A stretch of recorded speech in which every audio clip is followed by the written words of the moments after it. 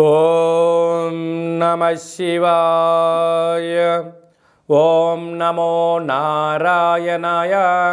ఓం శ్రీ స్వర్ణాకర్షణ కాల భైరవాయ నమో నమః. ఓం శ్రీ నరదృష్టి నివారణ కాల భైరవాయ నమో నమః. ఓం కాళకాలాయ విద్మహే కాళాతీతాయ ధీమహి తన్నో శ్రీ స్వర్ణాకర్షణ కాలభైరవ ప్రచోదయాతు. ద్వాదశ రాశుల్లో గ్రహ గమనాలు ఒకసారి వీక్షింపచేద్దాం. మేషరాశిలో గురు సంచార స్థితి, కన్యరాశిలో కేతు సంచార స్థితి, వృశ్చిక రాశిలో శుక్ర సంచార స్థితి, ధనస్సు రాశిలో కుజుడు మరియు బుధ సంచార స్థితి, మకర రాశిలో ఏడాది తర్వాత రవి సంచార స్థితి, కుంభరాశిలో శనేశ్వర స్వామివారు స్వక్షేత్ర సంచార స్థితి, మీనరాశిలో రాహు సంచార స్థితితో ద్వాదశ రాశుల్లో గ్రహ గమనాలు ఈ విధంగా ఉన్నాయి.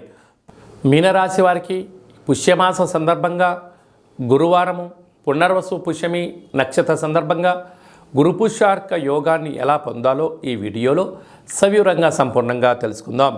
మీనరాశిలో ఏ నక్షత్రాలు వస్తానగా పూర్వాభాద్ర నక్షత్రంలోని చివరి పాదమైన నాలుగవ పాదము, ఉత్తరాభాద్ర నక్షత్రంలోని 4 పాదాలు, రేవతి నక్షత్రంలోని 4 పాదాలను కలిపితే మీనరాశి. చాలామందికి పుట్టినటువంటి కాల సమయంలో డేటా ఆఫ్ బర్త్లు లేనటువంటి కారణం చేత పేరు యొక్క మొదటి అక్షరాన్ని అనుసరిస్తూ ఆ రాశిని తెలుసుకునే ప్రయత్నం అవుతుంది. అవి ఏ అక్షరాలు ఒకసారి పరిశీలన చేద్దాం. ది, దుమ్, షం, ఝ, ధ, దే, దో, చ, చి అక్షరాల వారందరూ మీనరాశి జాతకులే. మీనరాశి యొక్క అధిపతి దేవగురు బృహస్పతి.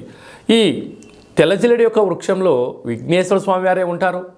ఆ యొక్క పూర్వాభాద్ర నక్షత్రాధిపతి గురువు, ఈ పునర్వసు నక్షత్రము, అందులో గురువారము, ఈ పుష్యమాసము, ఈ పుష్యమీ నక్షత్రం రోజు రావడం వలన తెల్లజిల్లెడి యొక్క వృక్షాన్ని పేకలింపచేసి విఘ్నేశ్వర స్వామిని తెచ్చి ఇంట్లో పెట్టుకోవడం వలన ఒకవైపు మీకు జరుగుతున్న ఏళ్లనాటి శని ప్రభావం తొలగి అద్భుతమైన అష్టైశ్వర్య స్వాగతానికి మీరే కేంద్ర బిందువు అవుతారు.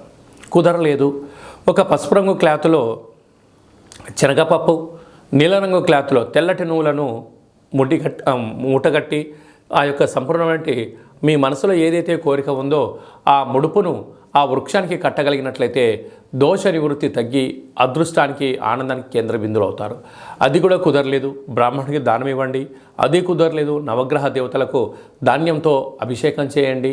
అది కూడా కుదరలేదు, శివుడికి రుద్రాభిషేకం చేసుకొని ఈ యొక్క పదార్థాన్ని పక్షులకు దానం చేయండి. అది కూడా కుదరలేదు, గోమాతకు సమర్పించినట్లయితే గురు పుష్యార్క యోగం మీ సొంతమయ్యి ఎలనాటి శని యొక్క తీవ్రత తగ్గి మీరు అనుకుంటున్న అన్నింట విజయం మీ సొంతమవుతుంది. అలాగే రాశిలోనే రాహు సంచార స్థితి, ధనస్థానంలో గురువు, సప్తమంలో కేతువు, భాగ్యంలో శుక్రుడు, రాజ్యంలో కుజ బుధ సంచార స్థితి, లాభంలో శని, లాభంలో రవి, వ్యయంలో శని సంచార స్థితి ఉన్నప్పుడు మీ జన్మ నక్షత్రం రోజున అష్టమి పూర్ణిమ తిథి యందున దూరావాయు జల ప్రయాణాలు పెట్టుకోకపోవడం, కోపతాపాలకు దూరంగా ఉండడం, మౌనంగా ఉండడం, ప్రతిదీ గమనిస్తూ ఉండడం, ఏదైనా పని చేసేటప్పుడు పెద్దవారి యొక్క సలహా తీసుకోవడం, తెలిసిన పనిలోనే కొనసాగడం, తెలియని ప్రయోగాలు చేయకపోవడం, అప్పులు ఇవ్వడం, హాస్యాస్పదమైన మాటలు మాట్లాడుకోకపోవడం, ఉన్న దాంట్లో తృప్తి చెందడం, లేని దాని గురించి ఎక్కువగా ఆలోచించడం వలన ధనం సమయం వృధా కాకుండా కాపాడుకునే ప్రయత్నం అవుతుంది.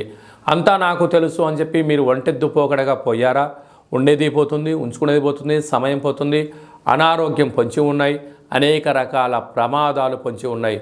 కనుక ఇలాంటి కాల సమయంలో మౌనం, ఆధ్యాత్మికత, ప్రశాంతత, సూర్య నమస్కారాలు, ఆధ్యాత్మిక చింతన, ఈ గురు పుష్యార్క యోగ సందర్భంగా విఘ్నేశ్వర స్వామిని స్మరిద్దాం, ధ్యానిద్దాం, యోగానికి స్వాగతం పలుకుతాం.